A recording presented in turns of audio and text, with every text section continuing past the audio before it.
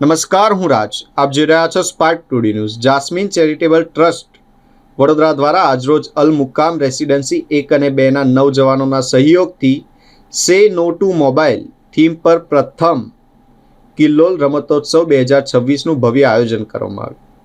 તાંદલજામાં 24 metre road વિસ્તારમાં આશરે 150 જેટલા બાળકોએ આ રમતોત્સવમાં ભાગ લીધો હતો.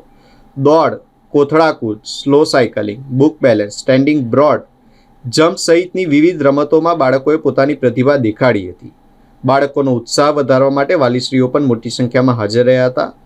જાસ્મીન ચેરિટેબલ ટ્રસ્ટ દ્વારા તમામ સ્પર્ધાઓ નિઃશુલ્ક રાખવામાં આવી હતી. સ્પર્ધાના વિજેતા વિદ્યાર્થીઓને ટ્રસ્ટી તરફથી ટ્રોફી, પ્રમાણપત્ર તથા ઇનામો આપી સન્માનિત કરવામાં આવ્યા હતા. આ પ્રસંગે જાસ્મીન ચેરિટેબલ ટ્રસ્ટ વડોદરાના ચેરમેન જાબીર મલેક તેમજ તમામ વોલેન્ટિયર્સ દ્વારા વિજેતા બાળકોને શુભેચ્છાઓ પાઠવવામાં આવી હતી.